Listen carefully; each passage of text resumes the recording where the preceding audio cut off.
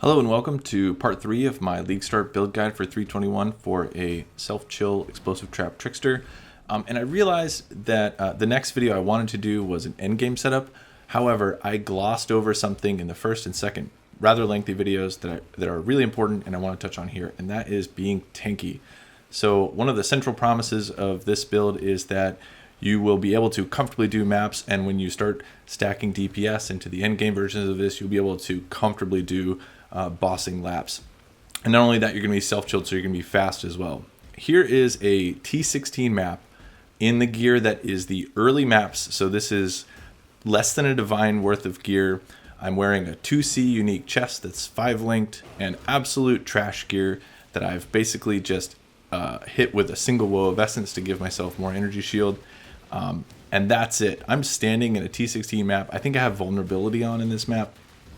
And I'm not doing anything. Actually, my skitter bots are killing everything. So just to show that this is not a one-off, this is a T14 40% deli map where I'm going to do the same thing. I'm not going to attack. I can't quite stand still, but if I just meander around, I'm not going to die. I actually really have to go out of my way in order to not survive this. I've done nothing other than walk around and flame dash. Now, there are several things working in harmony to bring us to this level of tankiness. Primarily, it's high evasion and the Trickster ascendency. And that is the primary reason for going Trickster is all of the energy shield interactions. So Spellbreaker is completely busted. It is so strong, it nullifies 50% of hits. I'm using a 2C unique armor called Kintsugi, which I think many years ago was meta, but has sort of fallen out of favor. It grants a huge amount of evasion, which I'll get to why that's important in a minute. But high evasion, reasonable energy shield pool means that we can proc Ghost Dance really effectively, and we can take advantage of Spellbreaker. Okay, let's talk real quick about how and why this works. So we have a decent ES pool. It's like 1700, and this is pretty trash gear. Like this is mostly I've hit this ring with an Essence of Woe. Same for the rest of this. I crafted all this stuff. On the previous video, you can see me hit the essence with it. It's really simple. These are 2 vendor recipe scepters. There's nothing special about them. And then just a hubris circlet. Again, I hit it with an essence.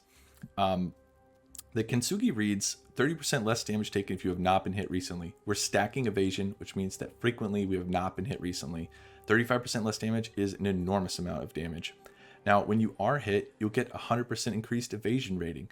Now, if you look, this is a almost min-rolled Kintsugi, and it has 1800 evasion. If we look on our character sheet, we have 28,000 evasion, and that's with no flask up. So if I hit the flask, 34,000, and that doesn't include the 100% increased.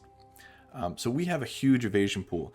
Now, if we look at Ghost Dance, what it says is you cannot recover energy shield above evasion rating, but the important part is when you are hit, you lose a Ghost Shroud token to recover ES equal to 3% of your evasion rating. So you want high evasion, and that means that when you are hit, your evasion pops up, you regen shield, and if you go back to the beginning of this video, you'll see that my ES is slamming to the top all the time, and that combined with some of the ES stuff and Heartstopper makes this build absurdly tanky, and it still does great damage for less than a divine worth of budget.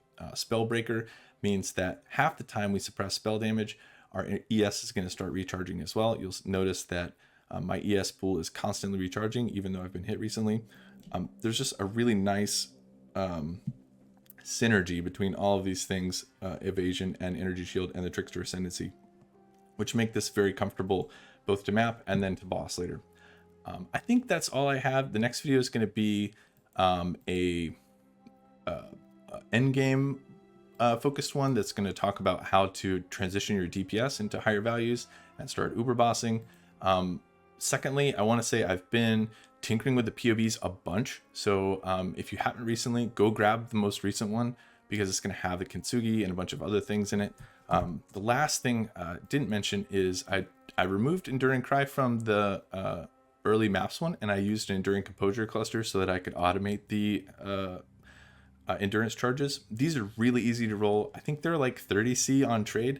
However, it only costs 56 alterations to just buy 2 passive armor that is of an appropriate eye level. which I think is 68. I'll have to go back and double check, but check the eye level on Craft Exile, and it's something like 56 or maybe 70 alterations, which you should have in your inventory if you've just been selling rare gear on your way through the axe. That's all I have, and the next video should be coming soon. Thanks.